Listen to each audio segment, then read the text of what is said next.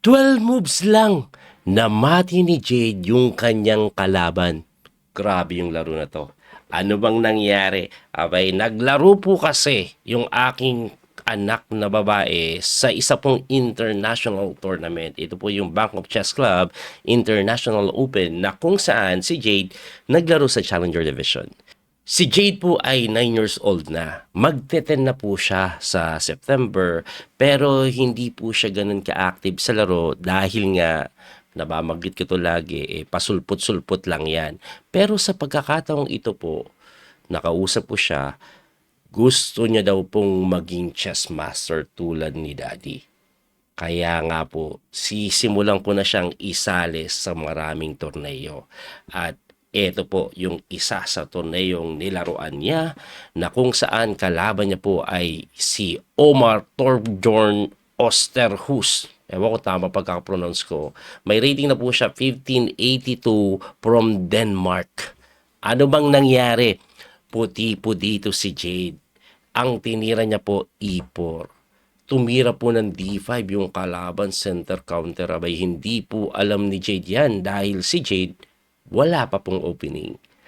Alam niya lang po yung basic, control the center, develop minor pieces, put your king to safety. Kasi nga, hindi ko siya siniseryoso dahil ayaw niya talaga yung chess. Naglalaro lang siya before dahil binabayaran ko pag naglalaro. Pero ngayon, nako po, gusto niya na daw. Anyway, kinapture niya po yan eh. Instinct lang siguro dahil nagkakatakyan, binawi, dinevelop niya po yung kanyang kabayo, hitting the queen na tumakbo, tapos nag D4.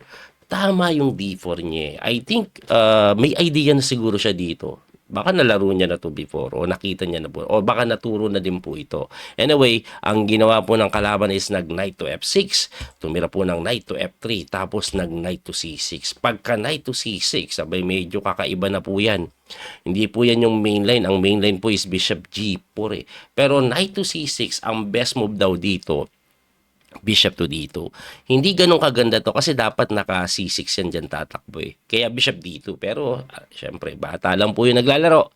Walang opening theory pa. Ang ginawa niya po is dinipor niya eh. Parang ano lang, atakihin ko yung knight na yan, pwede ko atakihin, di ba? Tumakbo yan. At pagkatakbo, tumira si Jade ng bishop lang po sa may B5. Hindi po number 1 engine move, ang number 1 talaga bishop to D2. Anyway, ang bishop to B5 check. So, hinarangan po yan, kinapture. Tapos, binawi po ng kabayo. And after pagkabawi ng kabayo, I was expecting ititira ni Jade magkakasling. Kasi alam niya yan eh, control the center, develop minor pieces, castle early. Ganyan yung opening part. Pero, tinira ni Jade yung number 1 engine move. Ang tagal niya nag-isip dyan, knight to E5. By the way, ang time control po nila 90 minutes per player with 30 seconds increment. Tapos pag umabot ka ng move 40, may additional pa na 30 minutes. Parang ano yan, candidates ganun kahaba. 1 game per day yung laro kasi mahaba masyado. Anyway, pagka knight to E5, syempre, ang threat kakainin to. Dinipensahan po yan by bishop D7. Ngayon, pagka bishop D7, dito po ako namangha. Bakit? Kasi, ang normal na tira dito, kung ako tatanungin nyo, at number 1 engine move din to eh. Kainin mo to, pagka-capture mo doon, kainin mo to, takes, tapos castling ka, lamang ka na dyan eh. Kasi isolated na yung pawn eh. 'Di ba? Yun yung pinakamadali. Sa mga player po na tulad ko, madali ko pong mababasa yun. Pero si Jade kasi, hindi pa naman po talaga to bihasa na player. Nagulat ako, kaya ako namangha sa kanyang plinano. Tumira po kasi siya ng knight to C4, which is number 3 best move lang. Ang obvious na idea is inaatake yung reyna. Sabi niyo siguro, paano ka namang dyan? Nakita mo nang hindi tama, mali. 'Di ba? Ang tama kasi knight takes D7. Dito ako namang kasi umatras yan. Ngayon, pag-atras, ang iniisip ko, siguro, normal lang yun sa mga bata. May nakitang inaatake, atakihin niya na. Tapos, susunod niya na magkakasling, di ba? Pero hindi doon nang natapos yung kababalaghan na ginawa ni JD. Kasi akala ko talaga magkakasling siya. Or if not, magdi-develop ka ng bishop to F4, di ba? Abay, eto matindi. Ang ginawa ni JD dito, nag-set up siya ng trap sa kalaban niya. Tumira po siya ng queen to E2. nabigla ako sa Queen E2 na idea niya. Kasi nakita niya yung setup na kung saan checkmate yung kalaban. Knight to D6. Kumbaga yung imagination niya tumatakbo na. Sa level niya kasi hindi ko na-expect yung mga ganyang plano pa eh. Pero grabe yung plano niya. At ito ang matindi. Ito yung matindi. Kalaban niya kasi 1582 lang. Hindi nakita yung plano niya. Ang tinira ng kalaban niya, A6. At pagka A6, ayun, mati. Grabe, no? Alam nyo, yung laro, hindi siya best move yung tinira niya na knight to c4, mali pa nga. Pero, nung sinundan niya yan, ng queen to e2, nabilib ako kasi nakapag-setup siya ng plano ng mati. Kaya sabi ko, grabe, may tira yung anak ko. Sabi ko, okay si Jade, ah. Grabe yung setup ng mati niya, grabe. Anyway, papakitaan ko pa kayo na isang laro niya na talagang napabilib ako. Sa pagkakataong ito, kalaban niya naman taga-Germany. Ito pong si Link Marcus. Yan, taga-Germany po yan. Itim naman dito si Jade. Ang tinira po ni Link Marcus, nag-D4 po siya. Si Jade nag-D5. Ayan. So basic lang talaga si Jade kasi control the center. Tapos medyo hawig sa tira ko yan kasi nanonood ng laro ko yan eh. Ayan o. So knight F3, bishop F5.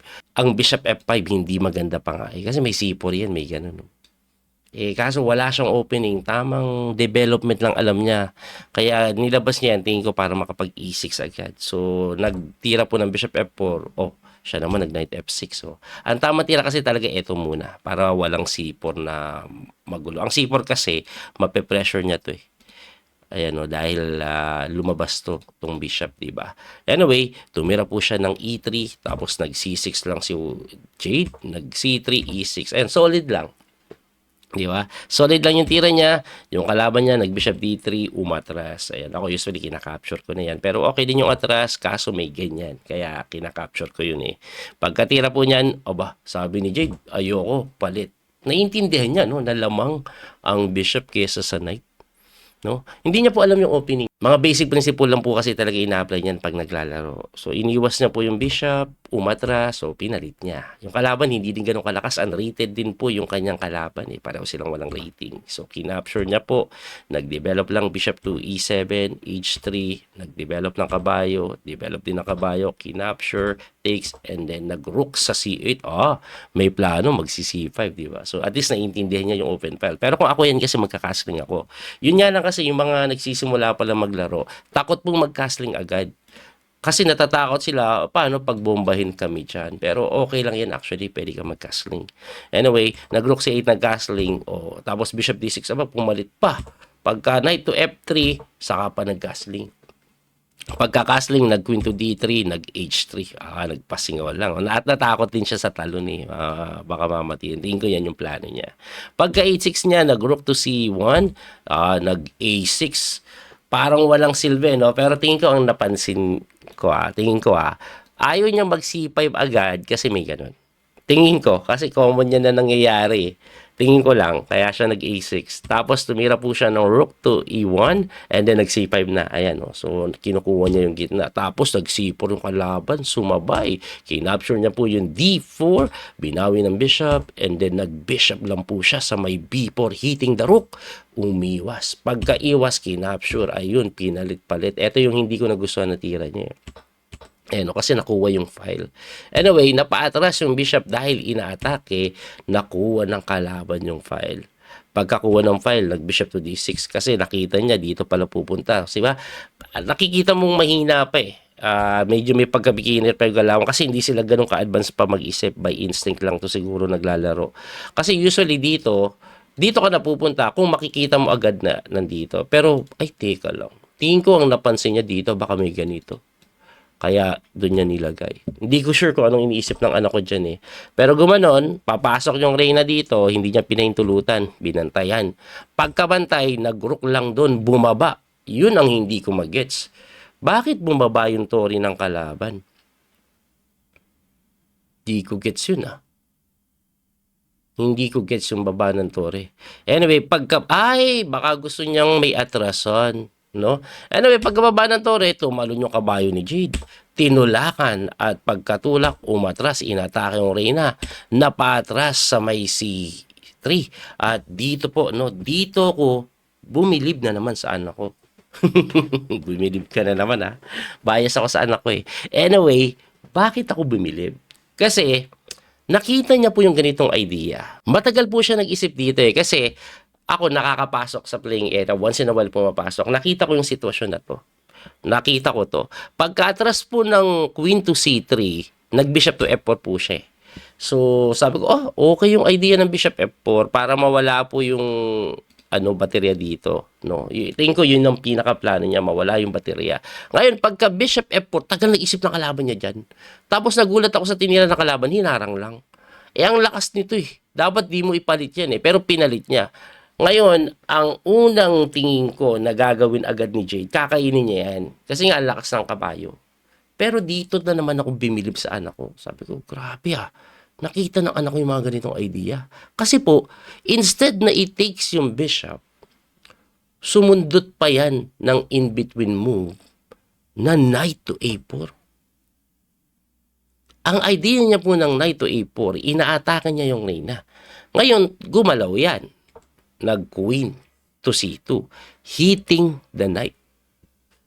Na kung saan, yan talaga yung sinasadya ni Jade. Kasi ang sunod na hakbang niya, kakapturin niya po yung E3. Siyempre, kakapturin mo ng pawn. At eto, nung tinitingnan ko, sabi ko, okay, nakita niya yung tirang knight A4, at least na double isolated, okay na, di ba? Sabi ko, nakakabilib, goods na yon. So, siguro ang susunod na gagawin niya, inaatake yung kabayo, didepensahan na, o kaya atras, di ba? Yun po yung aking nasa isip habang pinanonood ko. Kasi pinapanood ko po siya ng live, eh. Nakakapasok ako sa loob during this time, eh. Ang matindi, kahit ako mismo, hindi ko nakita yung tira na to, ginawa niya sa laro. Ako talaga, ito yung nakita ko. Kasi dumadaan lang naman ako, hindi ako nag-stay naman patagal, hindi ako nag-analyze. Pero siya tagal niya tumira dito. Akala ko pinag-iisipan niya talaga anong mauuna. Ito o atras lang. O baka siguro iniisip niya din dumipensa. Pero ito matindi ginawa ni Jado. Hindi niya ginawa yung mga pinagsasabi ko na yan. Ang ginawa niya, yung tiradang hindi pumasok sa isip ko habang nanonood ako. Matagal nag-isip dito si Jade pero nakita niya tong idea na to. Talagang namangha ako dito, eh. Ito po, brilliant move na Queen to B6. Pinakain lang yung kabayo. Hindi dinipensahan kasi may counterplay dito. Number 1 engine move. Nung nakita to ni Jade, akala ko nabaliw na anak ko, pinakain yung kabayo, eh. Pero immediately nakita ko din. Kusang gala, sabi ko. Nakita niya yan? Nakita niya yan? Gulat ako. Kasi kilala ko anak ko, hindi naman sila ganun kagaling kasi hindi naman sila nagte-training. Wala talagang seryosong pag-aaral. Wala nga silang opening, eh. Tamang basic lang, eh. No? Pero nakita niya yung idea na to. Kala mo nag-engine. Grabe, no? So, ang ginawa ng kalaban, unrated yung kalaban, eh. Hindi din ganun kalakasan. Ang tamang tira dito, rook E1, eh. No? Ang mangyayari sana, rook E1, eh, tapos capture. Hindi po pwede ipin kasi may capture doon. Mali ito dahil may rook to E2. Kulong yung kabayo. Hindi nakita ng kalaban yan, eh. Unrated din, eh. Ang ginawa po ng kalaban, tumira po ng queen to B3. Pinalit. Na kung saan kinapture yan ni Jade, kinapture, and then nag-1 pawn up. From equal, nag-1 pawn up bigla. So, nag-slightly better si Jade. So, dito po, endgame na. Well, kahit lamang na ng pawn si Jade dito, alam ko, malaki pa rin yung chance na mapatalo niya to. So, pumasok kasi, dumipensa lang. Gumanon, pumasok, inatake, gumanon, inatake ng tore. Ayan na nga, napakaan yung pawn, nag-equal pa. Pero, pumakounter, ayun, kumounter, kinain, pinalit, tinulak, ganyan, kinapture yung pawn, lumapit yung king. Ito, tama yung ginagawa niya, lapit yung king. Equal pa rin to, eh, pero kailangan lumapit yung king. Ayan, lumalapit yung king ni Jade, which is very good. Siyempre, yung kalaban lumalapit. Endgame, lumapit yung king, ayun, nagka-knight to E1. Doon, takes. Kung hindi ako nagkakamali, medyo nasa time pressure na po ata sila. Hindi si Jade time pressure dito, nasa 20 minutes pa si Jade eh. Ang time control ulit 90 minutes per player. This is move 46 na, so dadagdagan pa sila ng 30 minutes. Si Jade nag-iisip, yun yung kagandahan sa kanya eh. Ayun, tumira din yung kalaban, knight to F4, ayan oh. Dumipensa. Wala nang oras yung kalaban niya dito. Nakikita ko ito eh. Ayan, tumulak doon. Ayun, grabe. Create agad ng pass pawn. Biglang nag-winning. Oh, malinis. Okay? Ang linis ng pagkapanalo ni Jade hindi naabutan. Kaya dito yung kalaban na pa-resign. Hindi po perfect yung game. Hindi ito pang super grandmaster na laro. Pero para po sa akin lang, no, yung level ng anak ko, alam ko hindi ganun kataas, mababa. Pero makita mo yung ganung idea. Para sa akin, may potential na pag ganun, di ba? What more kung ititrain ko pa to ng matindi? Kasi sa ngayon wala silang training eh. At dahil po sa nangyari na yan, nakita ko yung laro niya, tinanong ko agad siya eh, anak, gusto mo bang maging master o professional chess player like daddy? Sabi niya, gusto niya daw. Medyo ambitious pa nga yung bata eh. Kala niya madali mag-chess. Ang sabi pa sa akin, ang gusto ko maging grandmaster parang si Judith Polgar. Napanood niya kasi yung Netflix ni Judith Polgar. Tapos gusto niya daw ma-break niya yung record ni Judith Polgar. Sabi ko, tawa ko ng tawa. Sabi ko, sige, gawin natin yan. Pero dapat magte-train ka. Sabi ko sa kanya, dapat everyday ka na magte-train. Pumayag naman. Pumayag. At magte-train daw siya everyday na. No? Ang problema lang namin, pag may tournament, ang unang tanong niya, do I need to skip school pag maglalaro ng tournament? Kasi bago ako maglaro sa tournament na to, yun unang tanong niya eh. Pero walang school kasi nga, Songkran, holiday dito. Pero lahat ng tournament, ayaw niya basta mag-skip school kasi grabe mag-aaral yung anak ko na yun. Accelerated kasi. Anyway, masaya ako sa mga nakita kong laro. Pero, ang tanong, paano kaya haharapin ni Jade yung mga heartbreaks sa chess? Kasi, yung last round niya, ito ang nangyari. Tingnan po natin. Puti po dito si Jade. Ang kalaban niya, si Quan Levy L.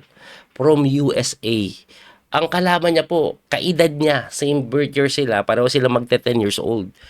Ang ginawa po ng kalaban niya, rated na 1600 na Nag-E4 po, E5 si Jade, Knight F3, Knight C6, Bishop C4, Bishop C5, Italian. Na nag-castling, Knight F6 si Jade, D3, D6. Ayan o, basic na basic. Basic po ng Italian Nag-H3, pinubenda pin, hinamon, umatras, nag-H6 para walang pin, nag-Bishop E6, umatras, tapos nag-Knight to C3, nag-casting, and then nag-D4. Medyo basic na basic. So, kumukontrol po sa gitna pareho. Pero si Jade, nadala niya yan. So, kinapture, takes, capture, and then nag-rook to E1 lang. Tumira po ng capture, takes, and then nag-rook to E1. Ayan rook to E1, rook to E8 pala to, rook to E1. So, ang idea ni Jade, pine-pressure lang to. Nag-queen to D7, nag-queen to F3, queen to C6. Grabe talagang pine-pressure niya to. So, tumira po ng queen lang doon na grabe, mali na. Ewan ko ba tinira ng kalaban yan Ang tira kasi ni Jade dito tas kakainin to later on pag kinapture mo kasi to, ito po mangyayari dyan. Hindi ka pwede magganito kasi may capture na ganon. Tapos gano'n. Yan yung plano ni Jade dito Ang pinakamaganda sigurong gawin, kainin mo, takes. Kaso magdodoble, mape-pressure talaga yung E5. Kaya nga naganda ako sa plano niya Queen D7, Queen D6. Ang weird pero tama no? May dating Equal pa rin daw ito. Ang tama tira daw A4. Grabe no? Kain. Tapos gano'n. Yan sinasabi ng engine Pero ang kinihira na kalaban, nag-queen to G3. So pagka-queen to G3, kinapture na ni Jade, takes. Ayun. Ayan nangyari nag-1 pawn up. So, pagka 1 pawn up, ayun, winning na, di ba? So, pero hindi pa madali, 1 pawn up lang. Gumanon. Umatras para depensahan. Gumanon, inatake. Dito ako natuwa sa tira ni Jade Pusong gulo. Best move yung tira niya din. Ang best move, Queen E2. Ang tinira kasi ng anak ko, ako normally, maggaganito ako Pero tinira niya, kung counter play, binigay niya to, pero pag kinapture mo to, grabe si Jade, no? Nakikita niya pa. Ito kasi maganda, may threat ka doon, may threat pa dito. Kung counter play, ang ginawa ng kalaban, dumipensa. Dumipensa na din siya. Pumasok, dumipensa lang din. Gumanon, tinulak, at malinis na 1 pawn up po ito. Malinis na 1 pawn up. Ayan, no? Okay, malinis po ito na 1 pawn up. Nag-F4 yung kalaban, mali. Kakamali lagi yung kalaban niya. May ganun. Natake yung pawn, dinipensahan. Ayun, napakaganda. Completely winning na si Jade. completely winning. So, ang ginawa po niyan, bumalik, o di kinain yung pawn, gumanon, o kumain na naman ng pawn, nakita pa nga ni Jejo, no? Completely winning, 3 pawns up na. Winning na winning na. Ang ginawa po ng kalaban, nag-rook doon, na sinagot ni Jade ng capture, takes, tapos hinamon. So, ito po, panalo na to. Nakita ko yung time ni Jade, halos 1 oras pa siya. Mabilis tumira si Jade, lamang na eh. Winning siya. Yung kalaban niya, nasa 30 minutes na lang ata siya, is halos 1 oras pa eh. Winning na, ito po nangyari dyan. Hinahamon niya eh. Pag kinain niya, nag-endgame, panalo agad. Gumanito yung kalaban. At dito, kasurpresa, kala mo kinulam lang. Ang tinira ni Jade, hindi niyo ma-expect na ititira niya. Queen to F3.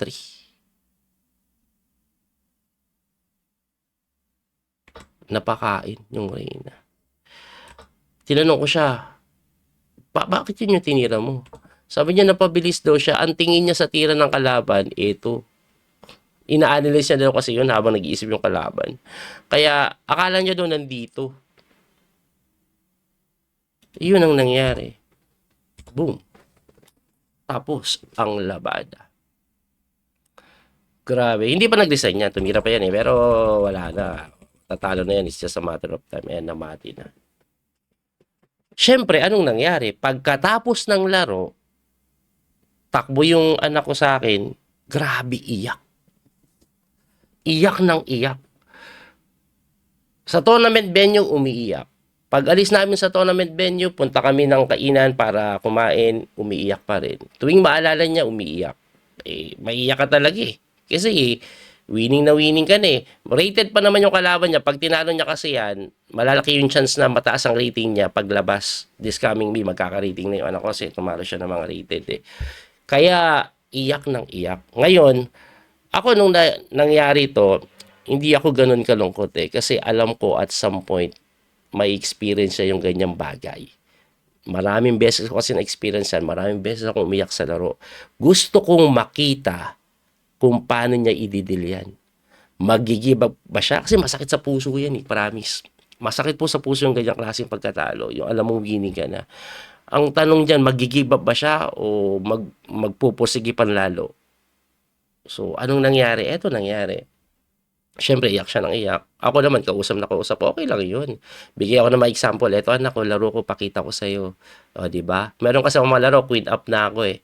Yung kalabang ko, knight na lang, saka 2 pawn at 3 pawn. Ako, queen ako, saka 2 pawn. Yung kalaban ko, knight, saka 3 pawn. Completely winning na. Tapos wala pang oras yung kalaban. Tira ako ng tirang mabilis na pork yung queen at king ko. Ang ending, 1 pawn down pa ako. Natalo pa. Pinakita ko sa kanya yun para lang makita niya na it's part of the game. Na talagang may nangyayari yan. Ngayon, ang tanong dyan, are you willing to improve more para hindi na mangyari yan? Ginaganon ko siya. So, ang ending naman, ngayon, masaya na siya ulit. Sabi niya, mas gagalingan ko na, sabi niya. Inamin niya nga sa akin eh. Kasi, galit daw kasi siya pero hindi sa ibang tao. Galit daw siya sa sarili niya during that time. Kasi yung Queen F3 pala, hindi siya masyado nag-isip. Parang napatira lang siya agad. Kaya niya napakain yung Queen. At dahil doon, nagkamali siya. Kaya sabi niya, from now on, consistent na yung thinking niya. Gagamitin niya mabuti yung oras niya. O, diba? So, na-realize niya yung very important nun. Kahit winning ka na, dapat talaga mag-isip ka mabuti. Anyway, overall, yan yung naging performance ng anak ko. I think magkaka-rating siya around 1400 sa sunod na labas. At ito po yung plano namin, mag-asawa. Kuhanan siya ng coach na kung saan magtuturo po sa kanya regularly. Kasi ako hindi ko po siya maturuan. Nag-try ako, nag-aaway po kami. Tuwing iko-correct ko yung malintira niya, nag-aaway kami. Actually, nung nag-blunder po siya na Queen na yan, hindi niya po ako kinausap. Galit siya sa akin, hindi ako pinapatan. Sabi ko, save mo yung game mo para ma-review. Galit siya. Ang kinakausap niya lang yung asawa ko. Sa akin, hindi ako kinakausap.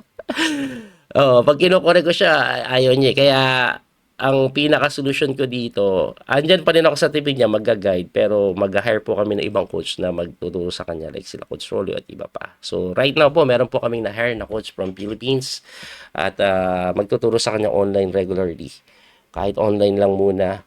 Tapos dito sa Bangkok, pwede siyang turuan nila Coach Rolly at ng ibang coaches po ng Double Bishop. Yun po mangyayari. Si Coach Rolly kasi hindi po free everyday. Gusto ko kasi everyday na yung training. Si Coach Rolly kasi once in a blue moon free dahil marami kaming estudyante sa Double Bishop. Wala siyang slot. Ganun din yung ibang coaches ko like sila Coach Edward. Anyway, yan po ang nangyari sa anak ko. Kaya po wala akong video ng matagal, 9 days ata. No? Kasi nagpunta po kami nga sa Wahin para maglaro sa torneo na to. Magkakaroon po ulit siya ng tournament this coming May 2 and 3 standard ulit. Talagang ibababad ko po sa tournament yan. Medyo magastos lang. Pero ganun talaga, part po yun ng kanyang pag-improve. So, abangan na lang po ninyo yung mga susunod na mangyayari. Kayo po, ano po bang masasabi nyo? Tingin nyo po ba may potential yung bata? May tira para sa akin eh. Or bias lang ako kasi ako tatay niya. Kayo mismo, anong tingin nyo? Anyway, i-comment nyo na lang po kung ano pong tingin nyo. Muli ito po yung Coach PD Master, Daniel Causo. Hanggang sa muling pagkikita. Don't forget to like and share. At yung ating pong application, Biyaherong Chess Coach app. Naka-public na po siya sa Play Store sa mga Android user. Sana po ma-download nyo. Ngayon po sa App Store, sa iOS, sa mga Apple user, hintayin nyo lang po kasi nakapag-submit na po kami doon eh. Nire-review lang nila at pag wala ng problema, saka po yan mapapublic. Abangan nyo po, automatic i-add-on sa atin yung pag na-public na. Hanggang sa muling pagkikita, don't forget to like and share, follow and subscribe. God bless mga kabiyahe. Bye-bye po. Salamat sa support ulit. That little mouse, cause I'm an albatross.